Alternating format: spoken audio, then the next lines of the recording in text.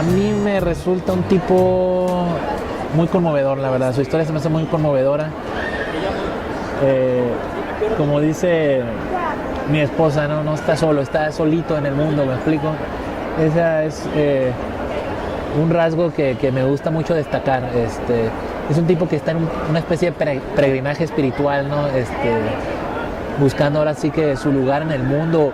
De hecho, más ridículo que su lugar en el mundo, su lugar en una especie de comedia bíblica que tiene en su mente, porque durante su crecimiento ha sido bombardeado con muchos y distintos y diferentes entre sí conceptos religiosos que han logrado una mezcla, una química en su cerebro que a veces cuando tiene unos ingredientes explosivos para que lo hacen capaz de hacer cualquier cosa, ¿no? Entonces eventualmente una de las cosas que llega a hacer se convierte en un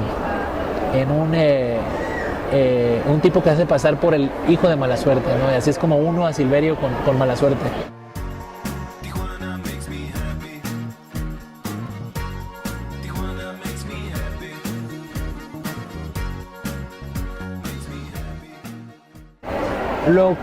Una de las cosas que quiero hacer con esta saga, digamos, o trilogía, porque planeo hacer otra, es también rendirle tributo a varias novelas que admiro mucho, por ejemplo, el Mala Suerte en Tijuana creo que es un homenaje a Raymond Chandler y sus historias de detective privado en primera persona, un tipo cínico, que también es como un caballero andante por la jungla de asfalto, ¿no? Entonces, eso hice con Mala Suerte, creo que lo llevé a cabo con Mala Suerte. En este caso, El infierno puede esperar ahora es un homenaje a otro grande de la literatura negra que es James Cain. Entonces, El infierno puede esperar trata de un triángulo amoroso en donde dos amantes, Thelma y Silverio, traman el asesinato de Humberto, el capitán de un barco tiburonero que es esposo de Thelma. De esta manera yo ya estoy rindiendo y que lo lleva al crimen, ¿no? Al asesinato de esta persona, Humberto, y de esta manera ya estoy rindiéndole tributo a otro grande de la literatura como es James Cain. Entonces básicamente quiero dejar claro que mis novelas tienen un pie en la realidad, una realidad ineludible de violencia extrema, pero provienen también de libros, y eso es algo trágico que la gente, que me gusta mucho comentar. Los libros provienen de otros libros, ¿no? Me gusta tener ese balance. Digo, no quiero ser estos autores que dicen que, digamos, todo esto les pasó, esto me pasó a mí, no. Procuro inventármelo todo. En el caso, por ejemplo, te voy a poner el ejemplo de Mala Suerte en Tijuana. Cuando estaba escribiendo ese pasaje en donde hay una matanza, prácticamente en el desenlace de la novela, en una fiesta de chiapanecos, me acuerdo que cuando estaba escribiendo dije, esto es demasiado descabellado, o sea, pero siempre lo hago de esa forma porque creo que la realidad constantemente está apabullando a la ficción, ¿no?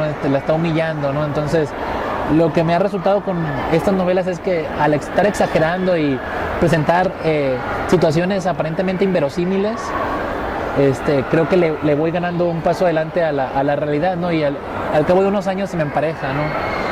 Es una violencia que, como tú bien sabes, no la presento de manera muy gráfica, muy dura, pero sí muestro hechos descabellados que con el paso del tiempo te das cuenta que no lo son, ¿no?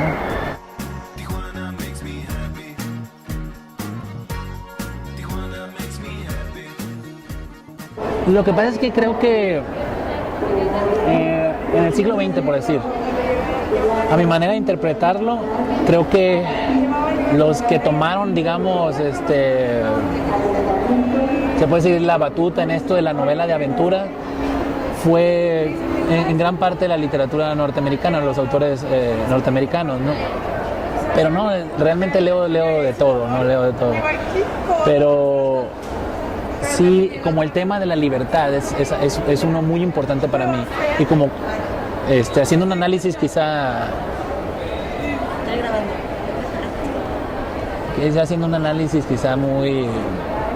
muy fácil, creo que México sí ya lleva mucho tiempo enmarañado en todas estas cuestiones políticas, obsesionado con las instituciones, como te digo, sobre quién tiene la culpa de esto, quién tiene la culpa de aquello. Y creo que han dejado de lado al individuo, y como la cultura norteamericana es tan individualista y es tan amante de la libertad. De hecho, ese es algo que de la que no se habla mucho aquí en México. O sea, pocas veces uno escucha, él va en busca de la libertad, pocas veces. De la justicia social sí, de la igualdad sí, de combatir la corrupción sí, pero como la libertad es uno de los temas fundamentales de mis libros, sí lo encuentro más frecuentemente en la obra de estos autores, ¿no? Fíjese, es parte de una idiosincrasia americana, ¿no? Esta búsqueda de la libertad, ¿no? De hecho, yo creo que el tema del viejo oeste es eso, una inmensa llanura aún sin poblarse, y que era territorio de estos tipos salvajes, ¿no? Por decirlo así. Entonces, ese tema es el que a mí me fascina mucho, ¿no? Y, por ejemplo, en el caso inmediato de mi esposa, cuando lee libros como Mala Suerte en Tijuana, dice, es que hay muchas cosas que yo no puedo hacer y las veo que las hace Mala Suerte, y al menos él las puede hacer, ¿no? Entonces, eso es como te digo, eso es lo que yo quiero que el público sienta, ¿no? Que los lectores sientan.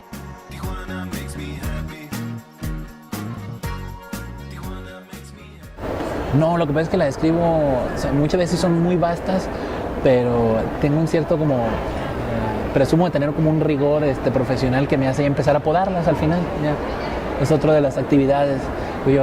Hay veces que digo, bueno, ¿a quién le interesa que Mala Suerte vaya al baño, ¿no? O sea, vámonos, se va. Y empiezo a rasurarla, o sea, yo sé que se ve mejor uno con el tabique, ¿no? En su regazo, pero siempre estoy pensando en el lector, ¿no? Que se lo pase bien.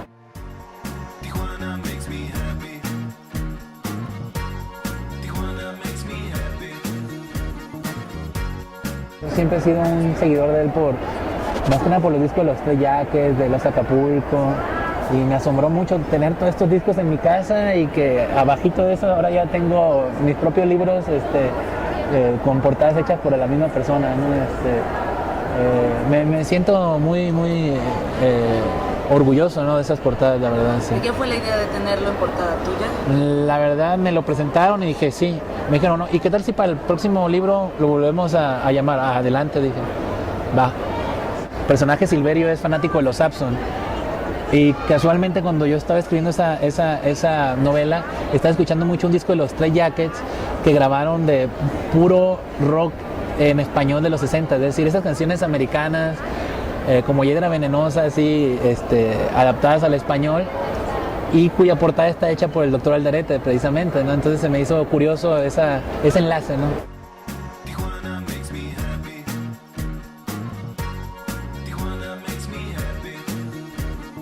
Creo que sí, es producto del choque de las dos culturas.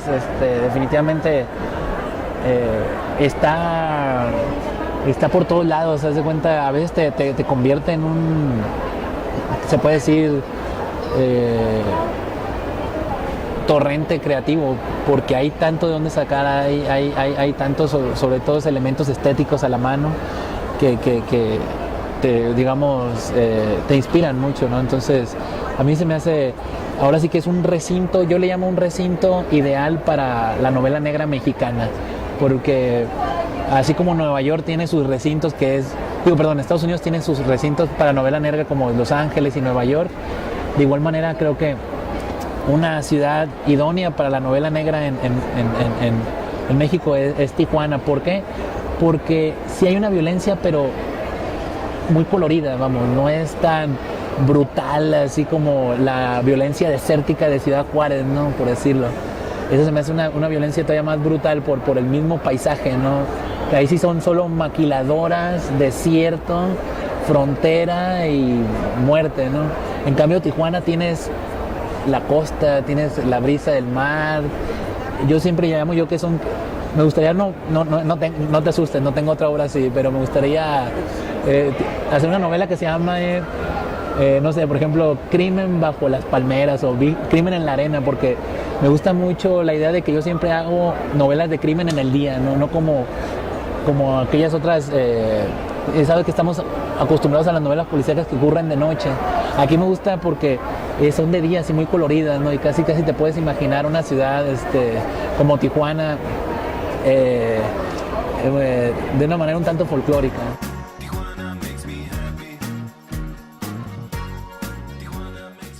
Sí, no, claro, por supuesto.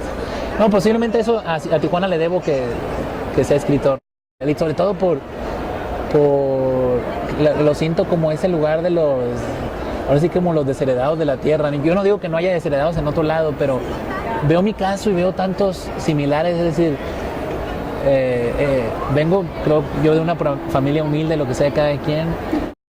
No veía yo que tuviera seguro, digamos, una plaza en una universidad para dar clases o que, no sé, mi familia me dejara unos abarrotes que atender ahí en mi pueblo, bueno, en Mazatlán, Sinaloa. Entonces, ¿qué haces? Dices tú, aquí no hay nada. Agarras un camión y te vas a la ciudad donde, según tú, como dicen ahí, levantan el dinero con pala y resulta que no es así. Entonces, eso se me hace muy fascinante. O sea, toda esa gente que va ahí, ni siquiera en busca del sueño de Hollywood, sino solo para persiguiendo la chuleta, ¿no? Eso se me hace muy interesante, ¿no? Y todo lo que conlleva. Yo creo que eso contribuye mucho, ¿no? Tanto en Tijuana como en Ciudad Juárez y en todas estas ciudades que te platico.